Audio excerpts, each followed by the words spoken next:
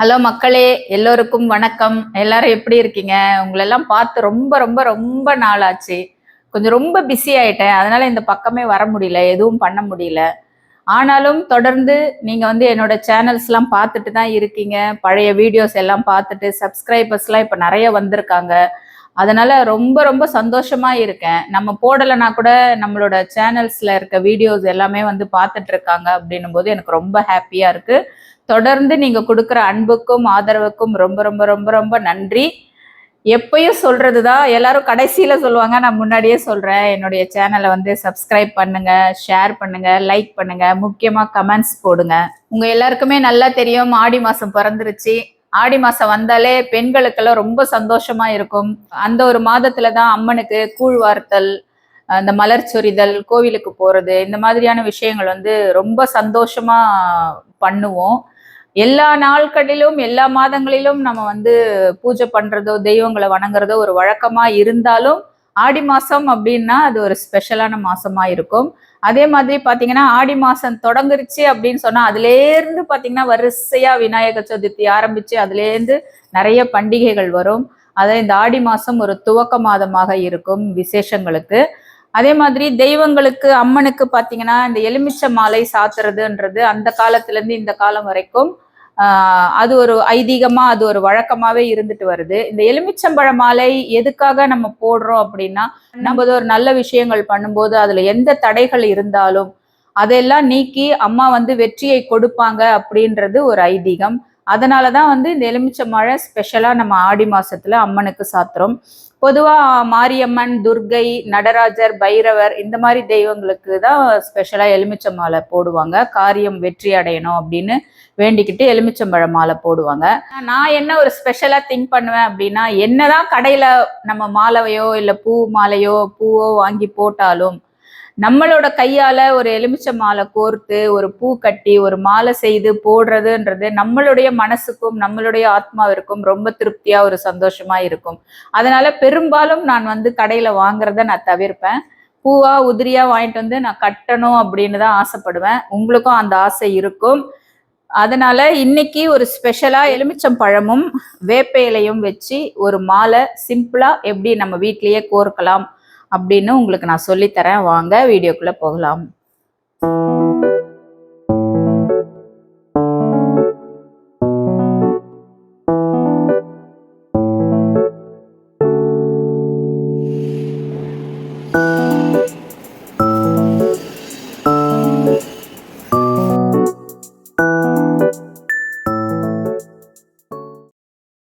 இப்போ பார்த்தீங்கன்னா ஒரு பவுலில் நல்ல தண்ணி எடுத்து அதில் கொஞ்சம் மஞ்சள் கலந்துக்கோங்க. மஞ்சள் தண்ணியில் இந்த எலுமிச்சம்பழம் நான் ஒரு 13 எலுமிச்சம்பழம் எடுத்திருக்கேன். எல்லாருமே சொல்லுவாங்க, நம்மளுடைய பெரியவங்க அந்த காலத்தில் சின்ன வயசுலேருந்து நம்ம கேள்விப்பட்டது என்ன ஒரு விஷயம் அப்படின்னா, எலுமிச்சம் எதுவாக இருந்தாலும் ஒத்தப்படையில் இருக்கணும், ஒத்தப்படையில் தான் செய்யணும் அப்படின்னு சொல்லிட்டு சொல்லுவாங்க. இன்னை வரைக்கும் அதுக்கு என்ன காரணம் அப்படின்னு நம்மளும் கேட்டது கிடையாது. கேட்டா அவங்க கிட்ட இருந்தா அந்த பதிலும் கிடையாது. எனக்கே எங்க மாமியார் சொன்னாங்க, நான் உனக்கு சொல்றேன் நீ கேட்டுக்கோ அப்படின்னு தான் சொல்லுவாங்க. அதே மாதிரி எங்க மாமியார் சொன்னது நான் கேட்டேன், என் மருமகளுக்கும் நான் சொல்லி கொடுத்துருக்கேன். அவங்களாம் என்னை கேட்பாங்க, எனக்கு தெரியாதுமா, எனக்கு இப்படி சொன்னாங்கம்மா, சின்ன வயசுல இருந்து நான் அப்படியே வளர்ந்துட்டேன், அதனால அப்படியே பண்ணிட்டு இருக்கேன் அப்படின்னு சொல்லுவேன். அதே மாதிரிதான் இப்ப நான் ஒத்தப்படையில ஒரு 13 எலுமிச்சம்பழம் எடுத்திருக்கேன். அந்த எலுமிச்சம்பழம்லாம் நீங்க என்ன பண்ணுங்க, மஞ்சள் தண்ணி போட்டு நல்லா கழுவி எடுத்துருங்க.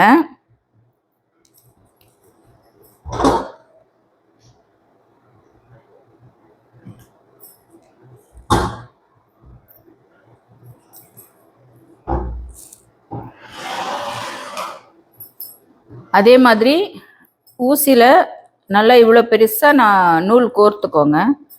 இந்த மாதிரி ஒரு பெரிய உள்ளன் த்ரெட் நான் எடுத்திருக்கேன். இதை 2ஆ போட்டிருக்கேன். ஏன்னா எலுமிச்சம்பழம் போது கொஞ்சம் வெயிட் தாங்கணும், அதனால 2ஆ போட்டிருக்கேன். நல்லா இவ்வளோ பெருசா எடுத்துக்கோங்க. ஒரு 1.5 மீட்டர் 2 மீட்டர் அந்த மாதிரி எடுத்துக்கோங்க. ஏன்னா நம்ம மாலை கோர்க்கிற போது நடுவில் எதுவுமே ஜாயின் பண்ண முடியாது, நூல் பத்தலைன்னா. அதனால பெருசா எடுத்துக்கோங்க. எடுத்துட்டு இதையுமே கொஞ்சம் மஞ்சள் தண்ணியில நனைச்சிக்கோங்க. சாதாரணமா நம்ம நார்ல கட்டினா கூட நம்ம தண்ணியில நனைச்சி தான் கட்டுவோம். அதனால கொஞ்சம் தண்ணியில் மஞ்சள் தண்ணியில் நனைச்சி எடுத்துக்கோங்க. நம்ம ஏன் மஞ்சள் தண்ணி பொதுவாக நான் ஸ்பெஷலாக சொல்கிறேன் அப்படின்னு கேட்டால், மஞ்சள் வந்து ஒரு மங்களகரமான பொருள். நம்ம தெய்வங்களுக்கு சாத்தும் போது அதை வந்து மஞ்சள் தண்ணியில் கழுவுனா அது கொஞ்சம் ஒரு கிருமி நாசினியும் கூட. இது எங்கெங்கிருந்தோ வருது, அதும்போது நம்ம அதில் ஏதாவது கண்ணுக்கு தெரியாத பூச்சிகள் ஏதோ இருந்தால் கூட அதெல்லாம் வந்து சரியாயிடும். இந்த அளவுக்கு நூல் எடுத்துக்கோங்க. எடுத்துட்டு இந்த முடி போடுறதுக்காக, மாலை முடி போடுறதுக்காக நல்லா இவ்வளோ நீட்டு விட்டுக்கோங்க. விட்டுட்டு நீங்கள் இப்படி முடி போட்டாலும் சரி, அப்படி இல்லைன்னா நான் எப்போவுமே நம்ம மாலை கட்டும்போது நான் சொல்வேன் இல்லையா, ஒரு காம்பு வச்சுட்டு, பூ காம்போ இல்லை வேப்பிலை காம்போ ஏதோ ஒன்று நம்ம வந்து இந்த இடத்துல இப்படி வச்சுட்டு கட்டினோன்னா உங்களுக்கு முடி போட வேண்டிய அவசியமே கிடையாது. ஃபஸ்ட்டு பூ கட்டுற மாதிரி ஒரு 2 முடி டைட்டாக போட்டுக்கோங்க. அப்போ தான் வந்து பிஞ்சு போகாமல் இருக்கும். ஓகேங்களா? இப்போது இந்த எலுமிச்சை பழத்தை ஒன்று ஒன்றா கோர்த்துக்கலாம். இதுலேயும் ஒரு குழப்பம் என்ன அப்படின்னா, இந்த எலுமிச்சம்பழம் பொதுவாக வந்து நானும் சரி எல்லாரும் சரி நம்ம இந்த 2 கண் இருக்கு இல்லையா, இதை வச்சு தான் நம்ம கோர்ப்போம். ஏன்னா கரெக்டாக இருக்கும், மூவ் ஆகாமல் இருக்கும், ஒரே ஈவனாக அழகாக இருக்கும் அப்படின்றதுனால நம்ம இந்த கண்ணு வச்சு தான் கோப்போம். ஆனால் பார்த்தீங்கன்னா இப்போ ரீசெண்டாக வந்து நிறைய பேர் என்ன சொல்கிறாங்க அப்படின்னு சொன்னால், நானும் நிறைய சேனல்ஸ் பார்த்துருக்கேன். நிறைய பேரோட சேனல் பார்க்கும்போது இந்த இது வந்து பழத்தோட கண்ணு, இதை வந்து நம்ம டேமேஜ் பண்ணக்கூடாது, அதில் வந்து ஊசியை குத்தக்கூடாது அப்படின்னு சொல்கிறாங்க. அதனால இந்த 2 கண் இருக்கு இல்லையா, இது 2 விட்டுட்டு இப்படி குறுக்கில் இப்படி கோர்த்துக்கோங்க எலுமிச்சம்பழத்தை. ஓகேங்களா?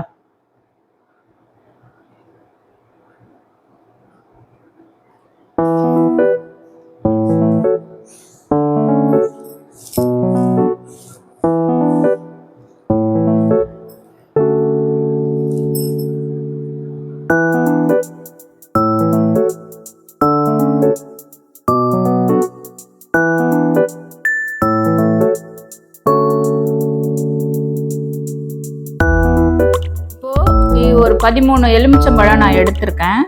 இது எல்லாத்தையுமே இப்போ கோர்த்தாச்சு. நெக்ஸ்ட்டு வந்து நம்ம இந்த வேப்பிலையை ரெடி பண்ணணும். வேப்பிலை வந்து நம்ம எப்படி வேணாலும் வச்சு கட்டலாம். ஆனால் ஒரு நேர்த்தியாக ஒரு அழகாக ஒரு நீட்டாக இருக்கணும் அப்படின்னு சொன்னால், இதையுமே வந்து நம்ம இந்த மாதிரி அழகாக வந்து முதலே ரெடி பண்ணி வச்சுட்டு கட்டினோன்னா இன்னும் ரொம்ப நல்லாயிருக்கும். அது எப்படி பண்ணணும் அப்படின்னு சொன்னால், இந்த ஒரு வேப்பிலை இனுக்கு எடுத்துக்கோங்க. இதில் வந்து இந்த லாஸ்ட் இந்த நுனியிலேருந்து ஒரு 4 இலை எடுத்துக்கோங்க. 1 2 1 2 3 4. அதுக்கப்புறம் இருக்கிறத இப்படி உருவி போட்டுருங்க. அதே மாதிரி 1 2 3 4 இதை உருவி போட்டுருங்க. இது வந்து இந்த கீழே இலைக்கு மட்டும் நீங்கள் நேராக அடுக்குனா போதும், ஒரே ஈவனாக. மேலே இருக்கிற காம்பு வந்து நம்ம எக்ஸ்ட்ரா இருந்ததுன்னா கட் பண்ணிக்கலாம். 1 2 3 4. அதே மாதிரி ஒரு 4 5 இனுக்கு வந்து நீங்கள் எடுத்து ரெடி பண்ணிக்கோங்க.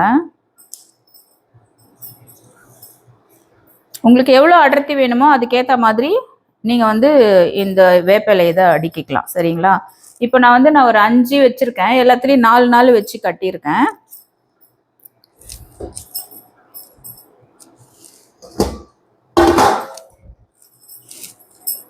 இப்போ இதை வந்து பூ கட்டுற மாதிரி கொஞ்சம் கட்டி வச்சுக்கோங்க.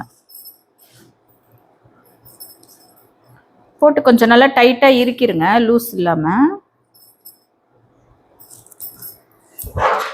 பண்ணிட்டு இதை கொஞ்சம் காம்பு விட்டுட்டு கட் பண்ணிக்கோங்க. கட் பண்ணிட்டு நூலை கட் பண்ணிடுங்க.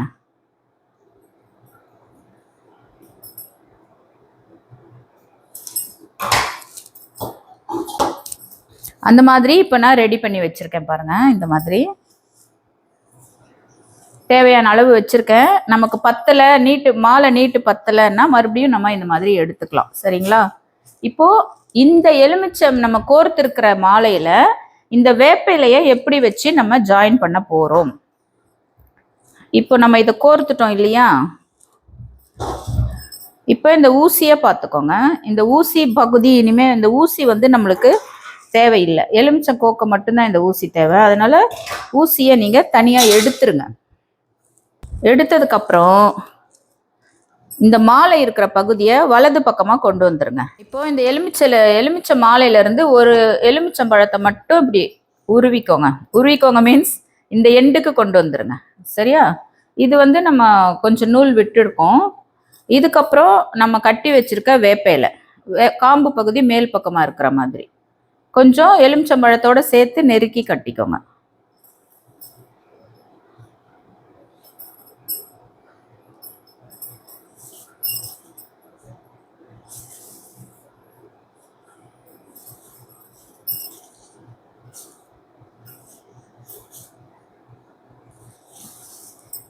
உங்கள் இஷ்டத்துக்கு ஏற்ற மாதிரி ஒரு 3 கொத்தோ 2 கொத்தோ இப்படி கட்டிக்கோங்க.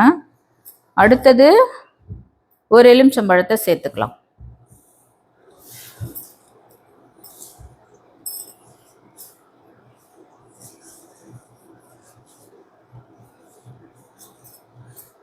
நெக்ஸ்ட்டு இந்த வேப்பையில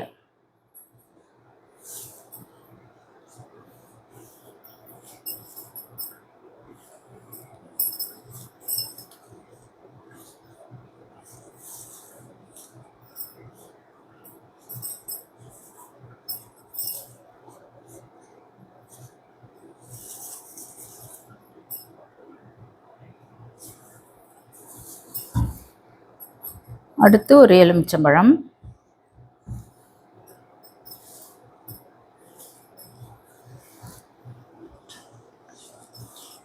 இப்படியே நீங்கள் கோர்த்து வச்சிருக்க எலுமிச்சம்பழம் முழுக்க பக்கத்தில் வேப்பையில் வச்சு எலுமிச்சம்பழம் சேர்த்து வேப்பையில் வச்சு கட்டும்போது கொஞ்சம் நெருக்கமாக கட்டிக்கோங்க.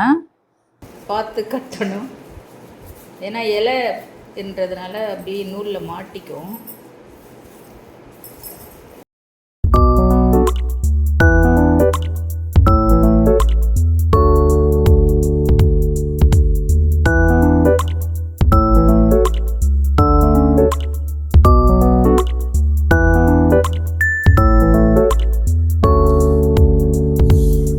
இந்த மாதிரி நம்ம கோர்த்து வச்சிருக்க அந்த 13 எலுமிச்சம்பழத்துக்கும் வேப்பையில சேர்த்து கட்டணும். இப்போ பாருங்க, மாலை அழகா ரெடி ஆயிடுச்சு. இதை கொஞ்சம் நல்லா இப்படி வச்சுட்டு இந்த எக்ஸஸ் இருக்கிற இந்த காம்பெல்லாம் வந்து நம்ம கட் பண்ணணும். கட் பண்ணிட்டு இது அம்மனுக்கு சாத்தும் போதோ எந்த சாமிக்கு சாத்தும் போதோ வந்து பார்க்கறதுக்கு வேப்பையிலையால ஆடை செய்து போட்ட மாதிரி இருக்கும், ட்ரெஸ் போட்ட மாதிரி இருக்கும். இப்போ இந்த காம்பெல்லாம் இப்போ நம்ம கட் பண்ணிடலாம், எக்ஸஸா இருக்கிறதெல்லாம்.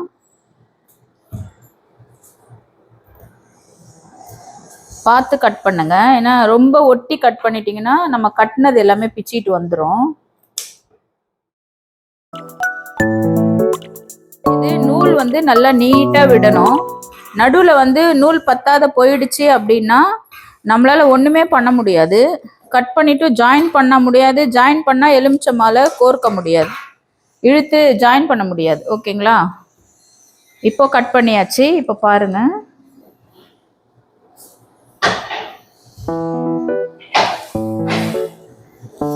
எவ்வளோ அழகா இருக்கு பாருங்க. இதை வாங்க, இப்போ நம்ம என்கிட்ட வந்து எங்க வீட்டில் அம்மன் சிலை வச்சிருக்கேன். இப்போ அந்த அம்மனுக்கு போட்டு அழகு பார்க்கலாம்.